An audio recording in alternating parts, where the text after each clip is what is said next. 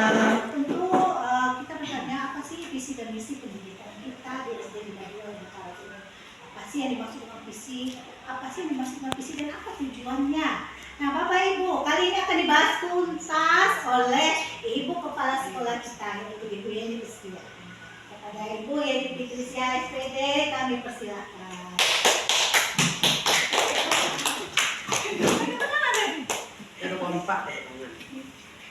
Oke, terima kasih Bu Neni Haryani atas kesempatannya.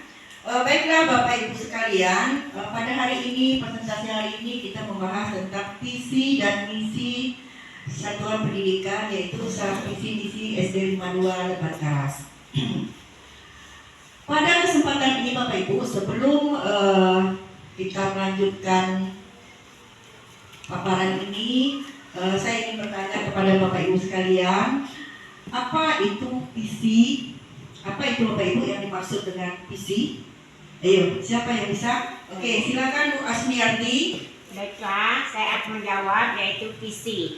Visi adalah gambaran masa depan yang ingin dicapai atau tujuan yang akan dicapai, baik individu ataupun organisasi ataupun perusahaan. Oke, terima kasih kepada Ibu Asmiarti. Artinya visi itu adalah sesuatu yang ingin kita capai di masa yang akan datang, yaitu baik dari individu, organisasi, apa lagi tadi Bu As? Ataupun perusahaan. Oke, terima kasih.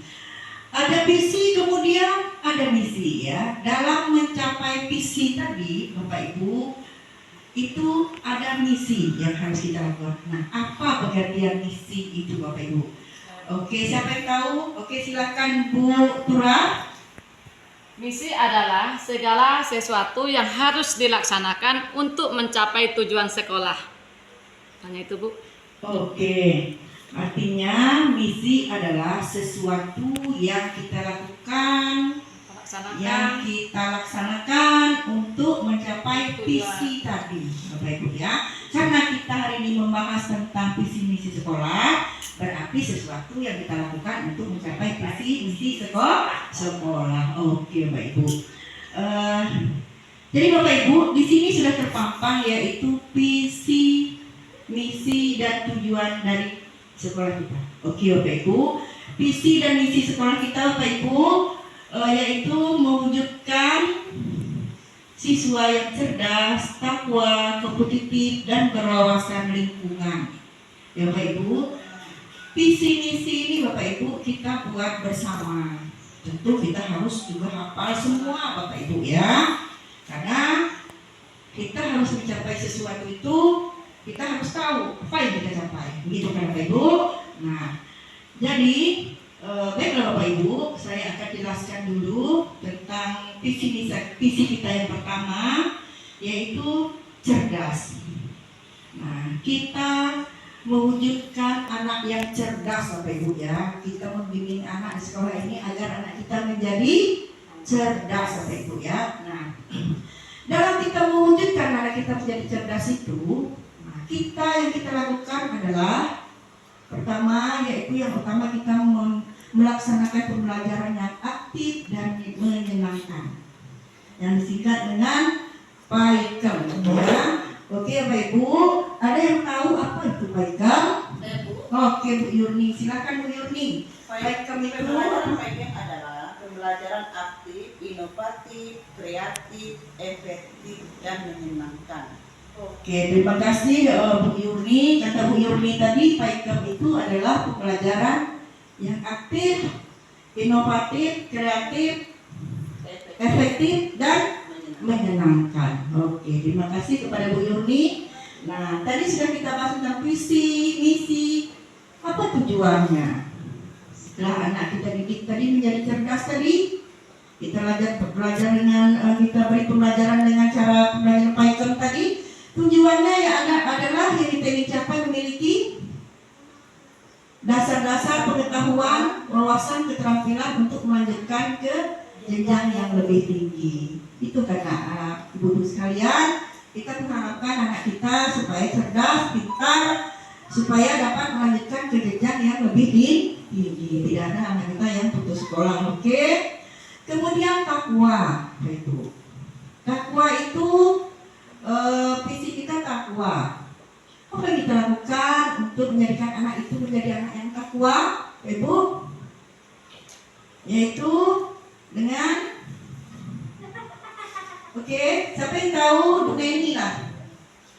Dengan melakukan kegiatan yang memicu untuk anak-anak berperilaku jujur, bertanggung jawab, disiplin, dan membuat anak tersebut menjadi berkarakter. Oke, terima kasih Bu Eni. Yaitu membimbing anak atau mendidik anak itu berperilaku jujur, bertanggung jawab, disiplin, dan berkarakter. Ya, nah untuk kita menerapkan sikap-sikap seperti itu, anak Ibu, adakah kita lakukan di sekolah kita? Ada. Apa contohnya Bapak Ibu yang sudah kita terapkan di sekolah kita? Saya Bu. Oke, Contoh yang silakan kita Bu. lakukan di takwa di sekolah kita, pertama kita membudayakan salam setiap pagi anak masuk bersalam dengan kita. Kemudian setiap hari Jumat kita mengajar kita mengaji imtang itu membaca yasin bersama. Selanjutnya setiap hari pelajaran pendidikan agama itu saya ajarkan mereka praktek sholat biar mereka hafal bacaannya dan bisa melakukannya di rumah itu sehari-hari. Oke, terima kasih kepada Bu Yurni selaku guru agama di SD 52 Leban Karas ya. Kata Bu Yurni tadi kita sudah melakukan yaitu pertama apa tadi Bu Yurni? Budaya salam. Setiap anak pagi ketemu gurunya ya. Gurunya sudah menunggu di depan pintu gerbang atau di kelas, anak dibiasakan dengan budaya salam ya. Salam kepada gurunya ya Pak Ibu ya. Kemudian juga tadi yasinan bersama ya. Yasin bersama setiap Jumat. Setiap Jumat, kemudian Setiap pelajaran agama itu praktek sholat. praktek sholat. Dan apalagi sholat duha juga. Oke, praktek sholat dan ada Depan lagi. mungkin ada hafalan Belakang lagi, ayat belakang. Ibu Itu udah depan lagi, dia Oke, mungkin tidak terlepas juga dari campur tangan dari guru kelasnya ya Pak Ibu. Mungkin guru kelas juga melajari bagaimana anak itu bersopan santun, beretika ya Pak Ibu. Bagaimana bersikap kepada yang lebih tua, yang lebih sayang kepada lebih kecil, ya, berbicara sopan. Oke, Bapak Ibunya. Nah itu adalah visi kita takwa tadi, artinya yang kita lakukan untuk mewujudkan anak menjadi takwa tadi Bapak Ibu, ya, yaitu dia bersifat jujur, bertanggung jawab, disiplin, berkarakter tadi ya. Artinya beretika itu berkarakter Bapak Ibu. Ya, jujur itu bisa timbul dalam kegiatan misalnya pemberian tugas Bapak Ibu ya. Oke, tanggung jawab dan disiplin. Nah, pada takwa itu tujuannya adalah menjadikan anak itu beriman dan bertakwa kepada Tuhan Yang Maha Esa dan berakhlak mulia. Itu. Jadi kita menjadikan anak itu bagaimana supaya anak itu menjadi anak yang beriman, bertakwa kepada Tuhan Yang Maha Esa dan berakhlak mulia. Ibu ya. Itu adalah cita-cita kita ya, Bapak Ibu ya, itu tujuannya. Oke, kita lanjutkan Bapak Ibu, kompetitif. Ya, artinya kompetitif ini anak itu bisa bersaing Bapak Ibu. Artinya dia tidak kalah dengan pengetahuannya, keterampilannya, tidak kalah dengan siswa yang lainnya atau siswa yang di luar dari sekolahnya. Nah, itu sudah kita lakukan Bapak Ibu. Kita dengan yaitu bersaing di tingkat gugus ya, sampai ke tingkat kecamatan, ke tingkat kabupaten, sampai ke tingkat provinsi. Alhamdulillah anak kita sudah pernah mendapat prestasi di tingkat provinsi Bapak Ibu ya. Mungkin itu berkat bimbingan kita semua ya. Alhamdulillah. Tujuannya Bapak Ibu dari kompetitif tadi yaitu anak itu menjadi kreatif, tampil dan bekerja keras untuk mendapatkan pengembangan diri secara terus-menerus. Artinya Bapak Ibu, tidak hanya di sekolah ini saja dia, yaitu sampai nanti dia ke SMP, ke SMA, sampai ke perguruan tinggi, anak itu menjadi anak yang kreatif, ya. terampil dan itu terampil ya, terampil dan bekerja keras untuk mendapatkan pengembangan diri secara terus-menerus ya. Oke Bapak Ibu, selanjutnya yaitu berwawasan lingkungan. Berwawasan lingkungan itu sudah kita lakukan. Apakah sudah kita lakukan Bapak Ibu? Sudah ya. Misalnya seperti membudayakan perilaku bersih dan mencintai lingkungan. Adakah itu kita lakukan Bapak Ibu? Ada. Contohnya apa ya? Siapa yang bisa berikan contoh? Ibu As. Contohnya yaitu membudayakan lingkungan itu membersihkan lingkungan sekolah, operasi semut. Oke. Nah, yang keduanya itu membersihkan kelas. Oke, ya. Siswa kita diajarkan yaitu dengan membersihkan lingkungan setiap paginya. Ibu sebelum masuk kelas itu anak mengadakan operasi semut, artinya memungut sampah secara bersama-sama. Setelah memungut sampah di lingkungan sekolah sudah bersih, terus lagi ke dalam kelasnya. Ada lagi yang namanya piket kelas ya. Apa tujuannya Bapak Ibu kita melakukan itu? Apakah kita ini ingin menyiksa anak itu? Tidak ya. Artinya kita ingin supaya anak itu memiliki kesadaran. Kesadaran untuk menjaga sekolah dalam kebersihan, keindahan dan ketertiban Bapak Ibu ya. Oke, next, Bu Net.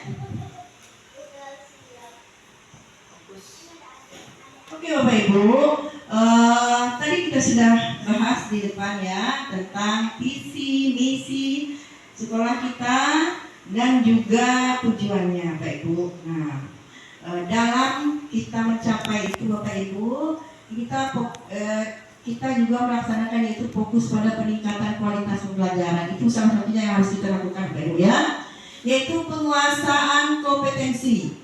Fokus pada penguasaan kompetensi yang relevan dengan kebutuhan dunia kerja dan perkembangan teknologi. Artinya kita harus mengikuti perkembangan teknologi Bapak Ibu. Yang kedua, yaitu kita melaksanakan pembelajaran yang efektif, meningkatkan efektivitas pembelajaran dengan menerapkan strategi yang sesuai dengan karakteristik peserta didik. Yang ketiga, mengembangkan karakter, yaitu membentuk karakter peserta didik yang berakhlak mulia, berintegrasi dan berwawasan global.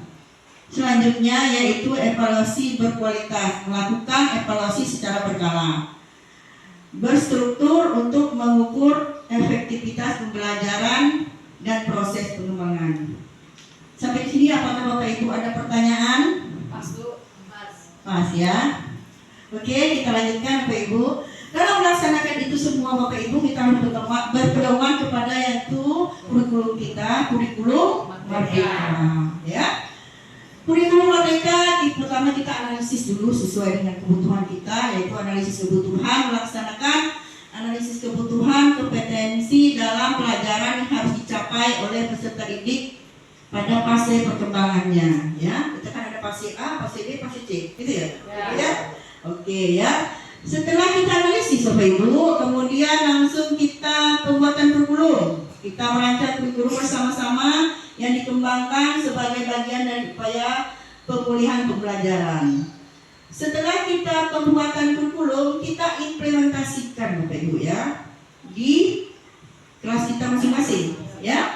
Oke, yaitu menerapkan kurikulum secara efektif dan adaptif sesuai dengan kondisi dan kebutuhan peserta didik. Setelah kita implementasikan, kemudian kita evaluasi Bapak Ibu ya, sejauh mana sudah yang kita lakukan terhadap siswa kita, yaitu evaluasi kurikulum, mengevaluasi implementasi kurikulum secara berkala dan melakukan penyesuaian jika diperlukan. Oke, next. Pengembangan metode pembelajaran inovatif, Bapak Ibu ya. Tadi kita bahas di depan tadi Bapak Ibu ya, yang Haikem tadi masih ingat? Ya, ini masih salah satunya ya, pembelajaran inovatif. Oke Bapak Ibu, pembelajaran inovatif yaitu pemanfaatan teknologi ya. Oke.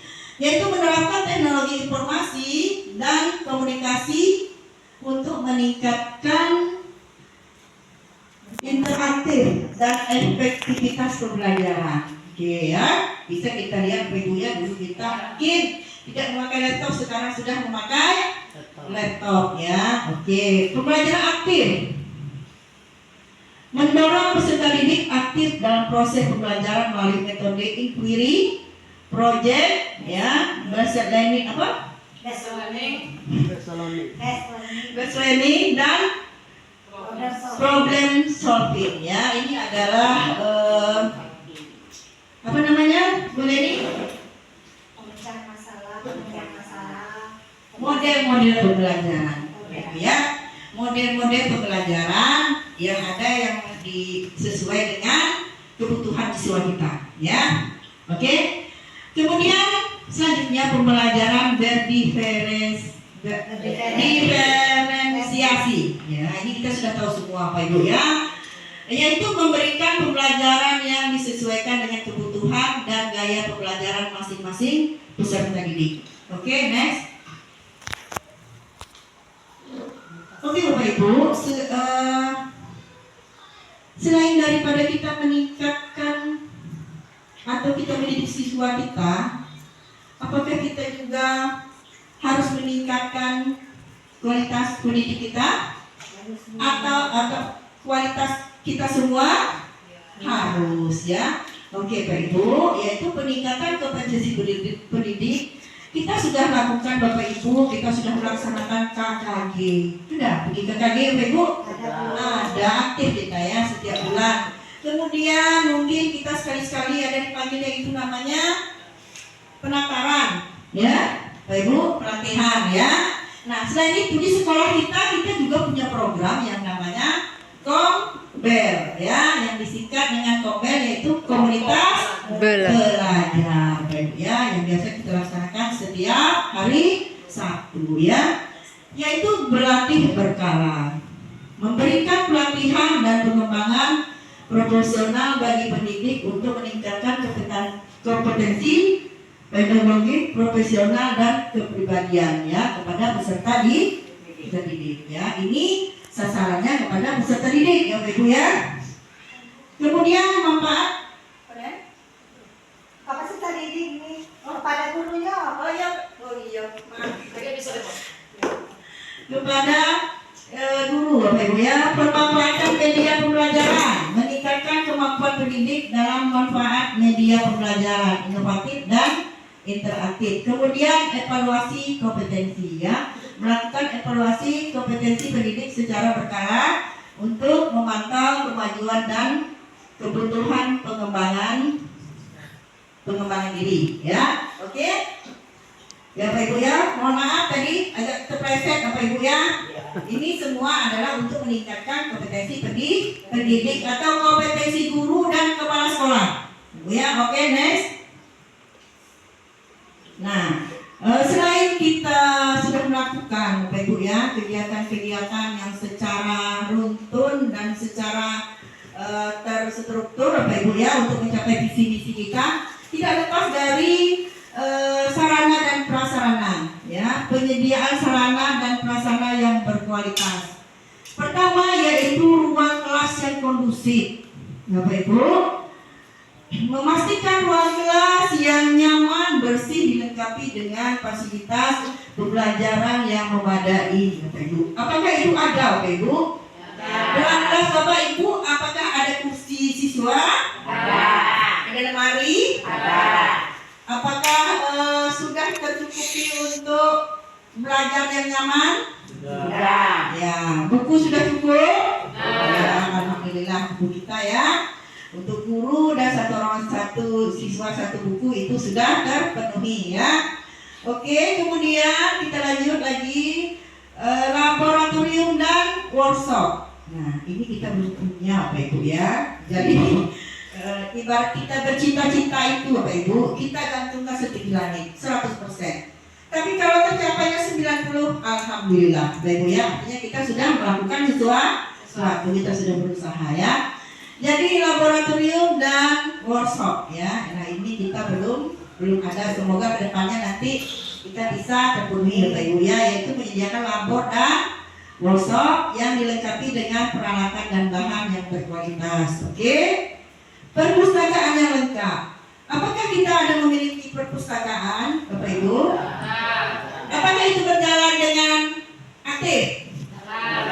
Oke, di sini ada Bu Ayu ya, yang apa namanya? Pelaksana pengurus pustaka.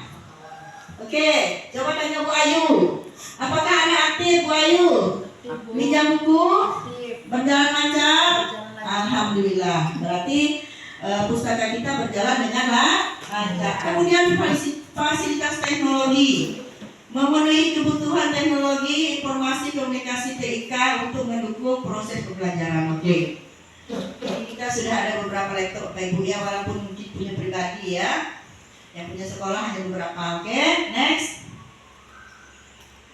Nah, selain kita sudah melaksanakan Bapak Ibu program-program kita, kegiatan-kegiatan kita yang sesuai dengan visi misi sekolah kita, kemudian kita meningkatkan kualitas pendidik dan kepala sekolah, tapi tidak lepas dari kerjasama dengan orang tua.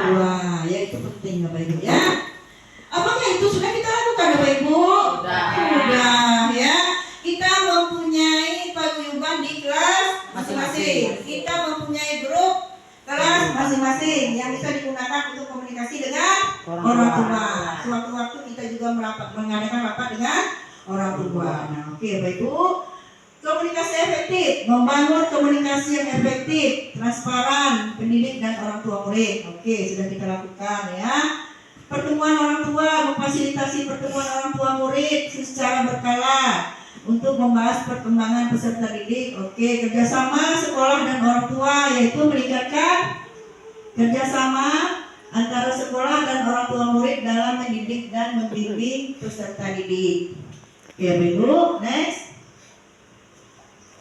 Pengembangan budaya belajar ya, disiplin dan tata krama.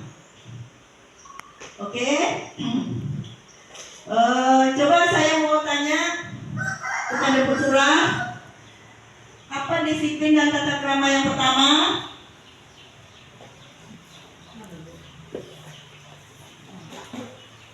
Disiplin dan tata krama yang pertama itu menumbuhkan disiplin dan tata krama yang baik di lingkungan sekolah untuk menciptakan suasana belajar yang kondusif. Ya, oke. Lanjut. Yang kedua yaitu coba silakan Ibu Pak Udi. Kerjasama dan gotong royong. Kerjasama dan gotong royong, mendorong bekerjasama dan gotong royong antar peserta didik untuk membangun masa kebersamaan dan toleransi. Oke, kita lanjut kepada Ibu Asmiarti. Minat dan kegemaran membaca. Kurang nampak karena kecil. Membudayakan minat dan kegemaran membaca di lingkungan sekolah untuk meningkatkan pengetahuan dan wawasan ya. Tadi sudah kita bahas tadi di pustaka tadi, oke? Prestasi dan motivasi, Bapak Ibu, menciptakan budaya prestasi dan motivasi untuk mendorong peserta didik meraih hasil belajar yang optimal. Ya, ada itu kita lakukan Bapak Ibu? Ada ya. Oke, next. Oke, selanjutnya begini. Ini monitoring populasi berkelanjutan. Oke, selanjutnya perbaikan berkeseimbangan, berkesinambungan. Oke, Pak Ibu, setelah kita bahas tadi dari lembaran pertama hingga sampai kepada perbaikan berkesinambungan. Peningkatan kualitas pembelajaran merupakan proses yang berkesinambungan, Pak Ibu ya. Sekolah harus terus beradaptasi dengan perkembangan zaman dan melakukan perbaikan secara berkala untuk mencapai tujuan pendidikan yang optimal. Oke, Bapak Ibu, dari bahasa tadi apa maksudnya, Bapak Ibu? Oke, sebelum kita tutup, Bapak Ibu, apa itu maksudnya, Bapak Ibu? Jadi kita sebagai pendidik, kita harus terus belajar ya, memperbaiki diri secara terus menerus ya. peningkatan kualitas, Bapak Ibu ya. Jadi kita harus tidak boleh puas dengan apa adanya. Oke, Bapak Ibu, sampai di sini. Apa ada pertanyaan, Bapak Ibu? Silakan. Oke, pas. Kalau sudah tidak ada pertanyaan Bapak Ibu, saya rasa sampai di sini presentasi saya hari ini. Lebih kurang saya mohon maaf Bapak Ibu. Saya sudah dengan assalamualaikum warahmatullahi wabarakatuh. Waalaikumsalam